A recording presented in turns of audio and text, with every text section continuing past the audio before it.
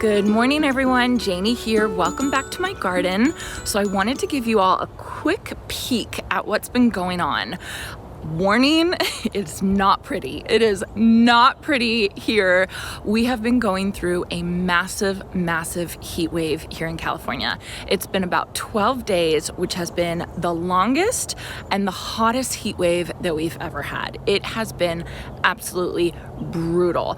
Everybody's garden is suffering around here. My garden is suffering. Oh, it's so sad. And everybody's, just heartbroken because we've just never dealt with this type of heat. And I have to be honest, I have not been outside barely at all, just the bare minimum, just to try and keep things alive because it's just been too hot. We are officially done with the heat wave today. It's only supposed to get up to about 91, but because it was so hot yesterday, it was 110 yesterday, it's 75 degrees at 7:30 in the morning. So it's just mind-boggling. It's absolutely mind-boggling. It's just not cooling down. So the 10-day forecast from now on looks so much better. We're actually going down to the 80s, which is so fantastic. And I'm going to be outside as much as I possibly can. But I wanted to document this. I wanted to see, I wanted to show you all what happened, show you all what plants fried and what plants thrived, what plants really survived. And there's a couple of them that I was shocked at how well they did with such prolonged high temperatures and honestly neglect from me, because I was not going to come out here and do a whole bunch of stuff. It is what it is. So I have to say, normally in situations like this, I'm like heartbroken and I'm just broken. I think that's the best way to say it. Because, we put so much work into our garden and we try so hard, and then something like this can really just ruin it for you. I don't know why this time. I am kind of okay with it. We are going to be dealing with heat waves, I think, more frequently from now on. We're going to be dealing with fires. There's actually a fire right now, for smoke. But people all around the country, all of you all around the country, hurricanes and tornadoes and floods, and all that kind of stuff. And so I think as gardeners, I think that we just have to learn how to manage our garden while we're going through stuff. And one of the things that I love the most about gardening is that it's never done.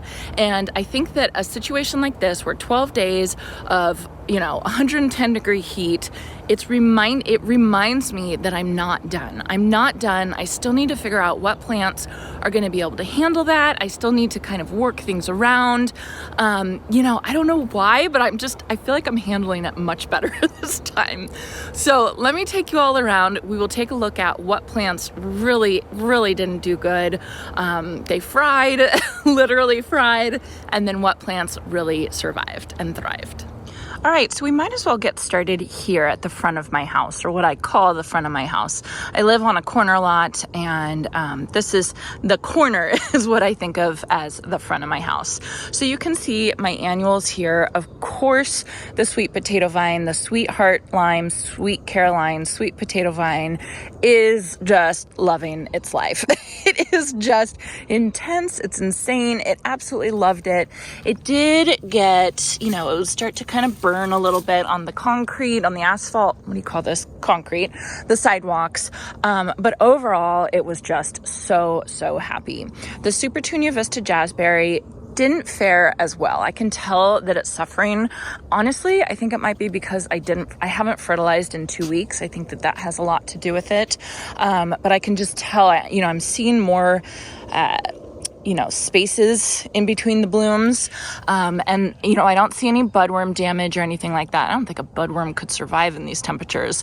But it's just not thriving as much as normal, or, as much as it usually would.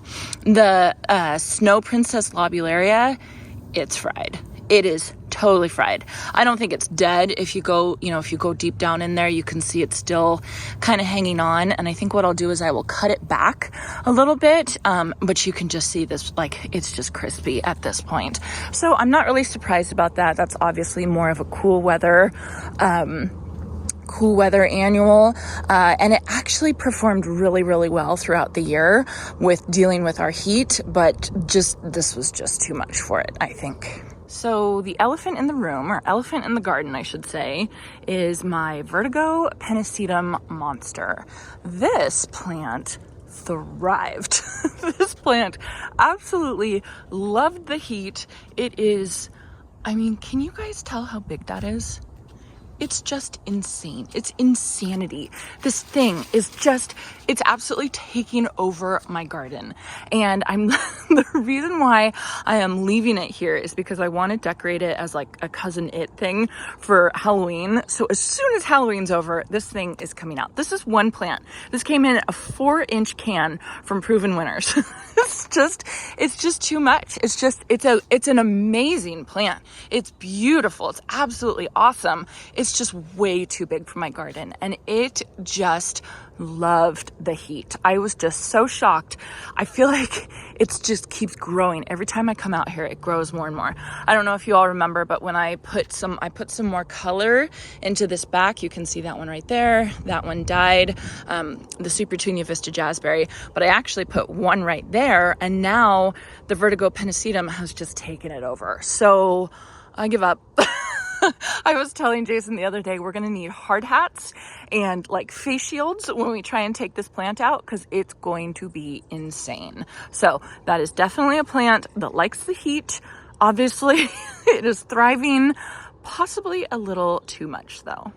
All right, and then coming over here, one of the varieties that is not doing well, that is not thriving, and is actually frying, they're my Shasta Daisies. And they just, I mean, I need to cut them back anyway, but you can see this whole plant just died. And I know you can see spider webs on here, and don't worry, it's not, I've already checked, it is not spider mites. You can actually see the spiders, the big spiders crawling around on them.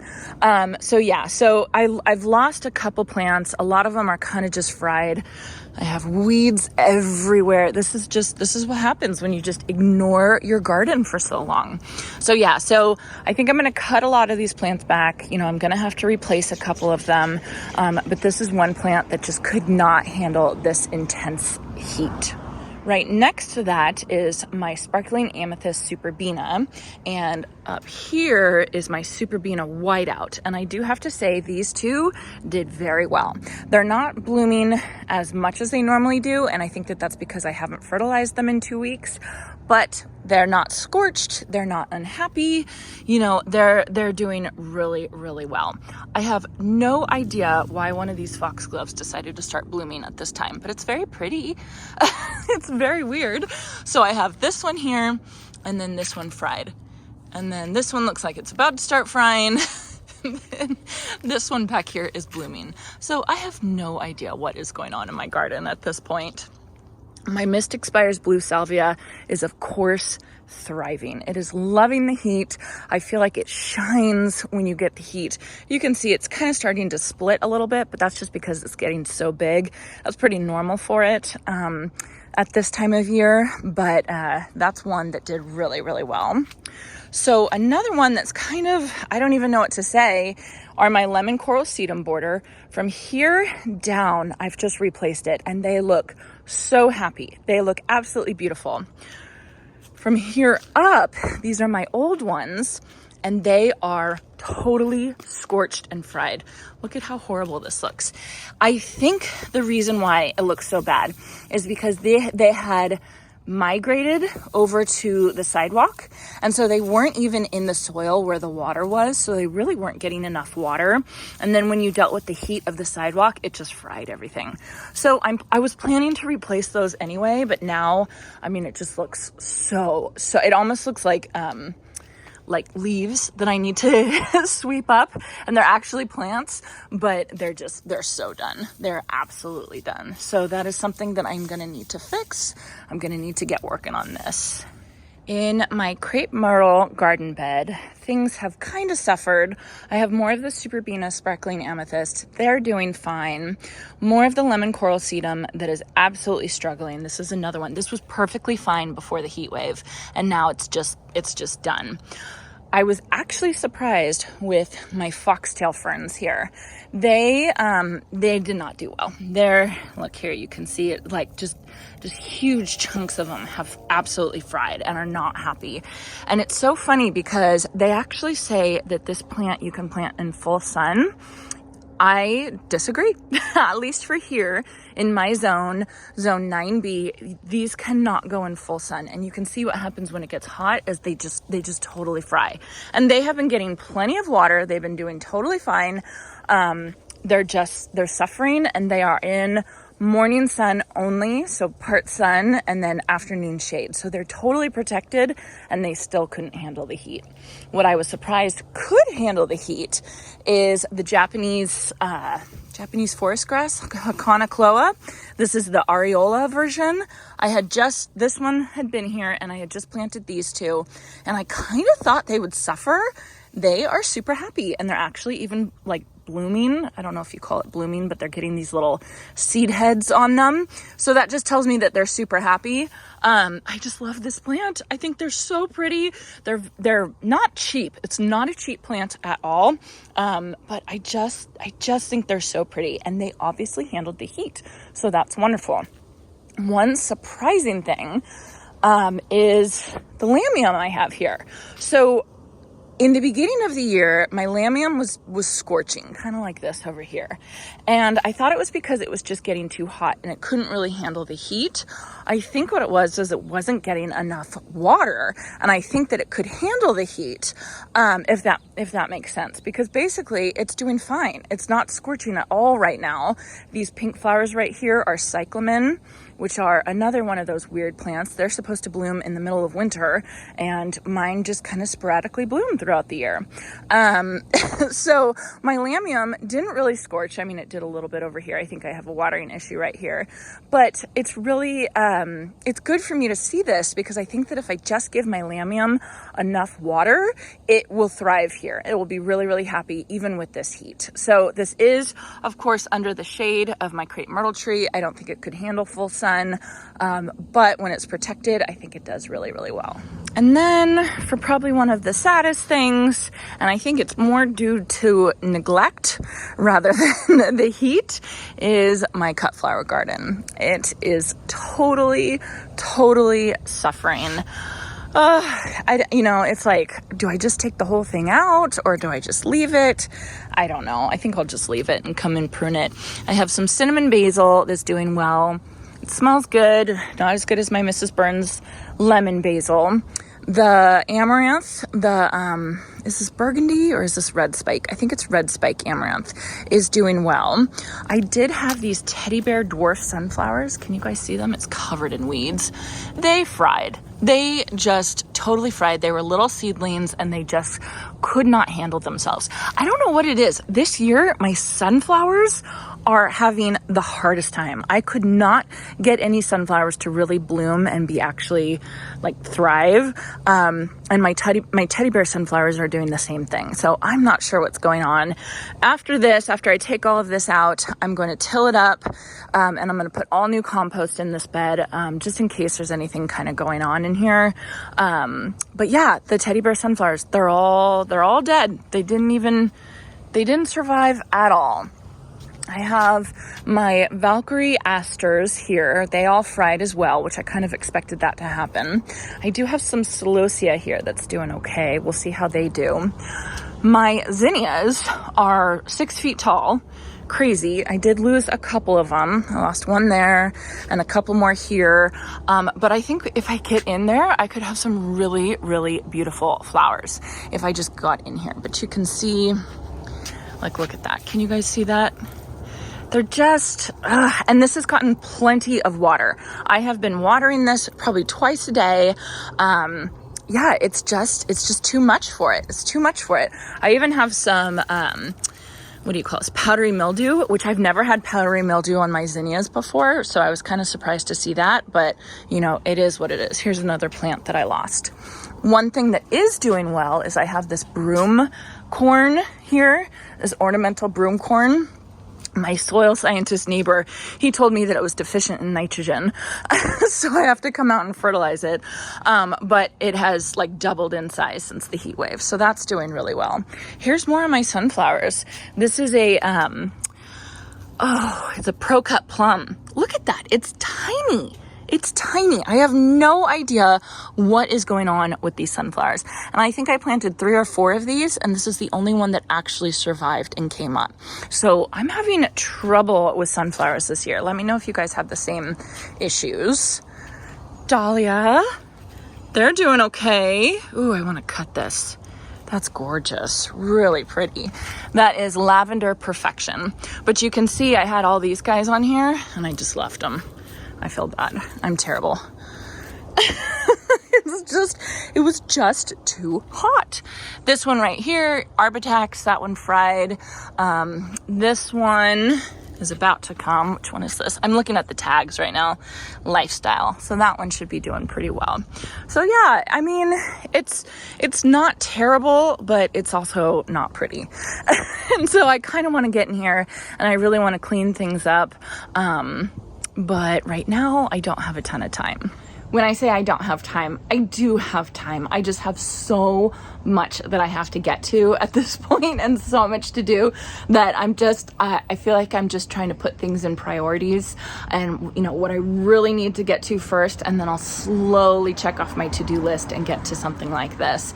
You know, it is what it is. I can still come here and I can still harvest off, you know, for these flowers, and it might not look absolutely gorgeous, but everybody else's garden looks exactly the same. So I'm not too worried about it. So coming back down my narrow side yard, here is my arch with my honeysuckle I just planted. It's doing really, really well. And I think it's because I put this sheet up over the arch just to protect it from the hot afternoon sun. I think I'm gonna leave this on for just one more day, just today, and then I will take it off and let it just be in full sun.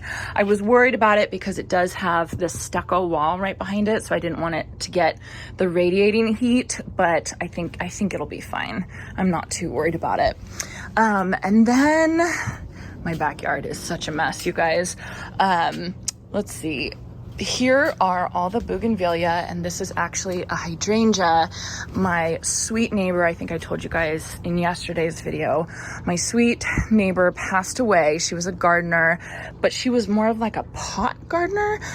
So she had a bunch of pots, and the family obviously can't hand water the pots. I honestly can't hand water the pots either, but I'm gonna plant some of them and hook them up to drip and all that kind of stuff. So this is some of the stuff that she gave me. Lots of beautiful bougainvillea.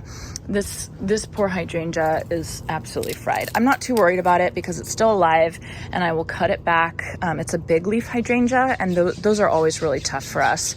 And so I've been trying to protect it with the heat, but you know, I mean, it's a hydrangea in a terracotta pot. So it's a tough thing to do. More beautiful bougainvillea. I wish I knew the name of this one. It says it's a barberkarst, but this is not a barberkarst. I don't know what that is. But then this, look at this gorgeous one.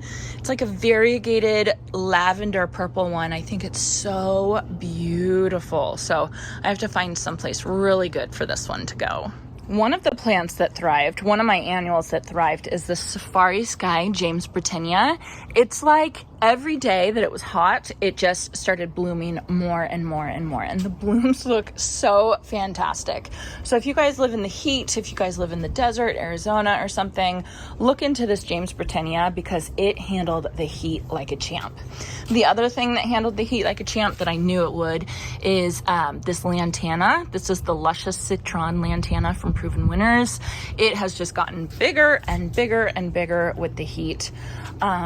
Let's see. This is a Super Bell's Yellow that is not doing well. This is a Supertunia Limoncello that is doing well. So it kind of just goes back and forth as to which ones are doing well and which ones aren't.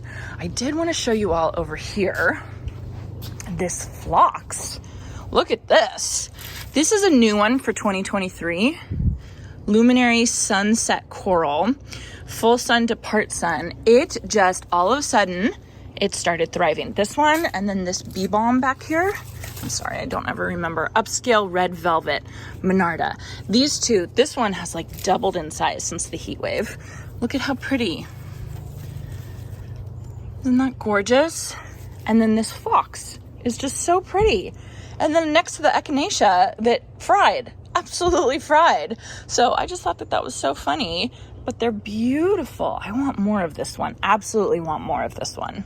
More bougainvillea that's just loving its life.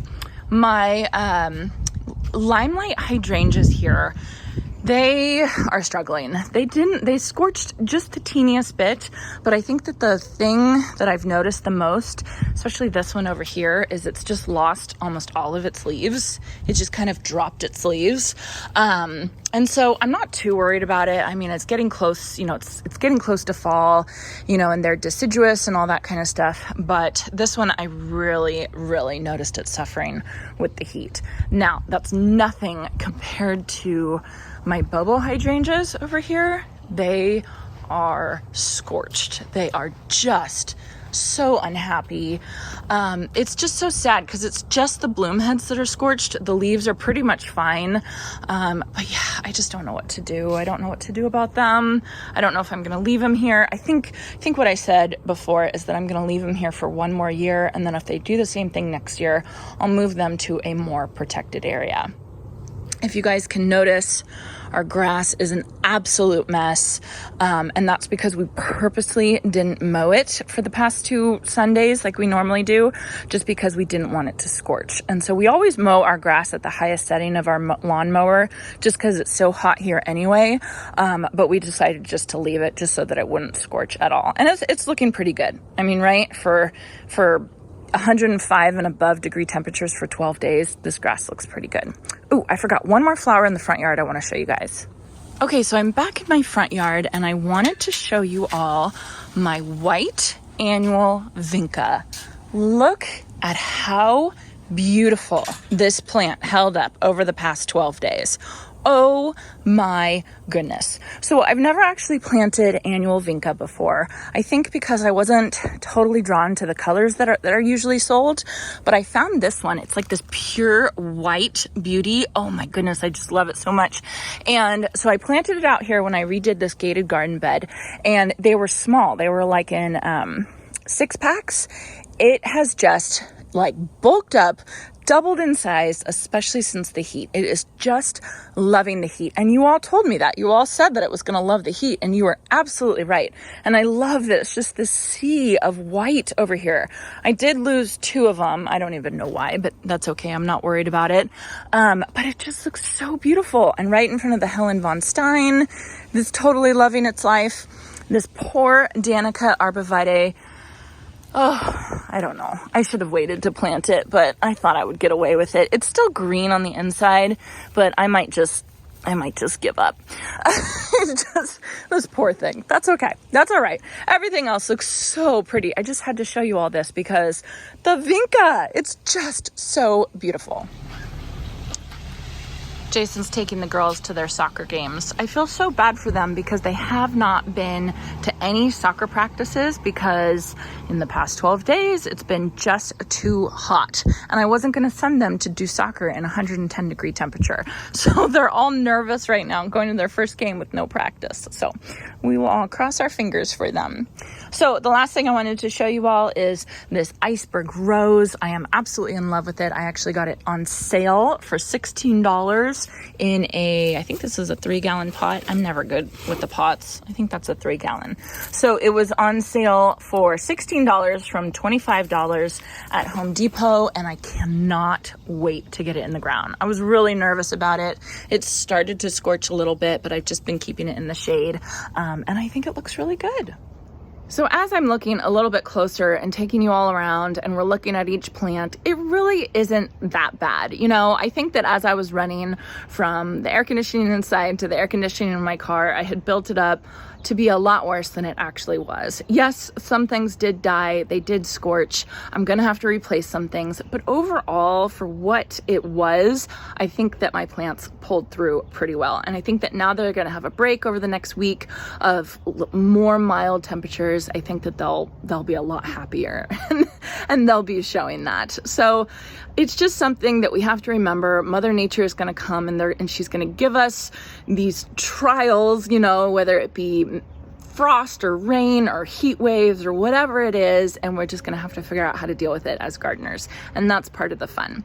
So I'm gonna be spending the next week kind of cleaning everything up, hopefully planting some more things, because I have been hand watering things like crazy and I'm ready to get them in the ground.